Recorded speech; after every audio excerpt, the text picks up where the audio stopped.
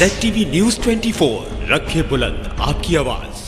मुरादाबाद के बिलारी में आज समाजवादी पार्टी के विधायक मोहम्मद फहीम ने कार्यकर्ताओं के साथ मिलकर बैलगाड़ी में सवार होकर LPG गैस सिलेंडर और उपले रखकर विरोध प्रदर्शन किया है और मांग की है कि केंद्र सरकार या तो गैस पर बढ़ाए गए दामों को वापस ले या फिर गरीबों को उज्ज्वला योजना के तहत दिए गए सिलेंडरों को वापस ले।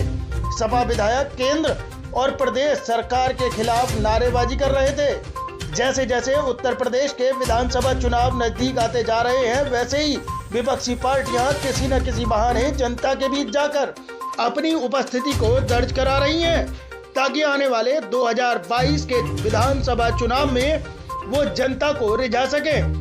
उन्होंने अपनी समस्याओं को सरकार के सामने रखा था। मुरादाबाद के बिलारी तहसील में भी आज समाजवादी पार्टी के विधायक मोहम्मद फहीम ने गैस के बढ़ते हुए मूल्यों को आधार बनाते हुए अपने कार्यकर्ताओं के साथ बैलगाड़ी में सवार होकर केंद्र सरकार व उत्तर प्रदेश के सरकार के खिलाफ जमकर नारेबाजी की। विधायक बैलगाड़ी में सिलेंडर और गोबर से बने उपले लेकर विरोध प्रदर्शन कर रहे थे।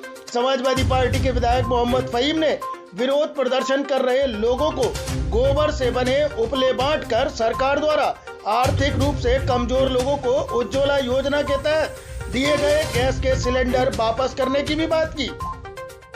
ZTV न्यूज 24 के लिए संवाददाता अशरफ अली की रिपोर्ट। के नाम पर लोगों को सिलेंडर तो दे दिए, लेकिन गैस के रेट इतने बढ़ा दिए कि कोई अपने आप में सक्षम नहीं है कि अपने इस गैस को भरवा पाए। तो अब हम लोगों ने ये तय किया है आज सब लोगों की मांग पर कि ये सिलेंडर जो उज्ज्वला के हैं ये अपने सिलेंडर वापस ले लें और अपने घर ले जाएं। हम इन कंडों पर आ गए हैं अब लोग। अब हमने कंडा वितरण का प्रोग्राम शुरू किया है। बिलारी विधानसभा में समाजवादी पार्टी कार्यालय पर लाखों कंडा हम लोग इकट्ठा कर रहे हैं। अब गांव-गांव जाकर लोगों को कंडे इसलिए बांटेंगे कि कंडे से ही अब हम लोग अपना जीवन चलाएंगे, चूल्हे चलाएंगे।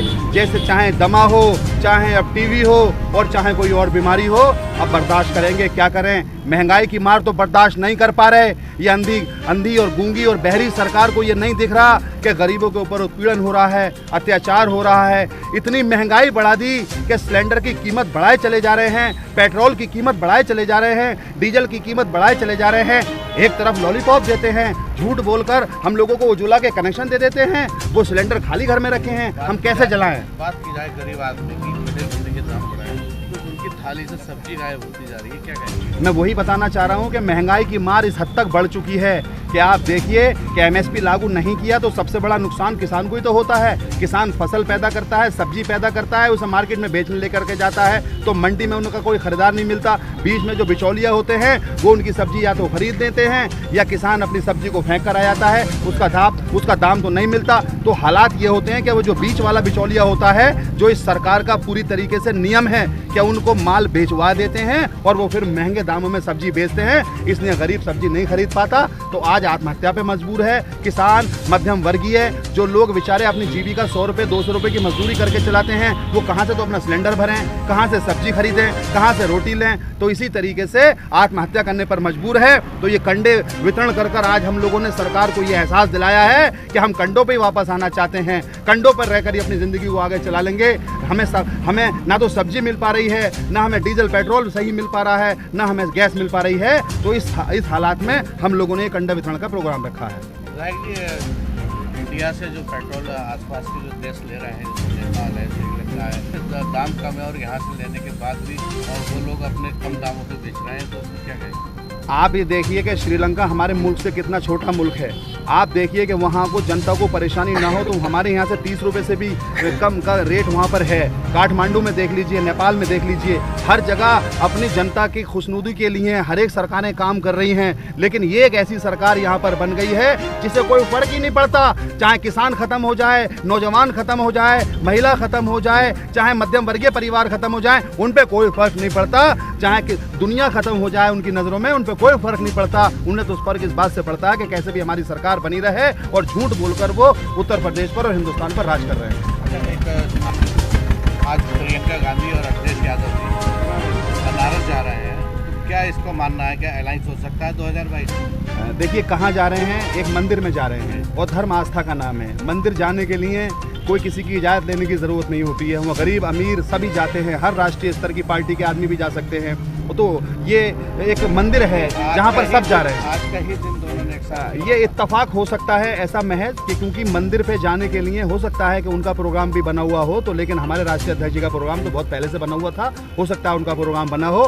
इसमें हम यही कहना चाहेंगे कि हमारे राष्ट्रीय अध्यक्ष जी तो इस वक्त पूरी तरीके से उत्तर प्रदेश के भ्रमण पर निकले हुए हैं, गरीब मजलूम की आवाज़ उठा रहे हैं, महंगाई के ऊपर पूरी तरीके से रोड पर हैं। तो आज वो वहाँ मंदिर में जाएंगे और वह भगवान से, अल्लाह से दुआ करेंगे कि ये महंगाई खत्म हो, और जो जाना चाहे जा सकता है, लेकिन इस तरीके की कोई संभावनाएं नहीं है। विधायक जी, एक सवाल हो गया। सदन में उत्तर प्रदेश के मुख्यमंत्री आदित्यनाथ योगी ने टोपी को लेकर तर्ज की थी, क्या कहेंगे? देखिए, ये टोपी जो है ये ऐसी टोपी है जो सर का ताज है, जिसमें अखिलेश यादव जी का भी बयान है।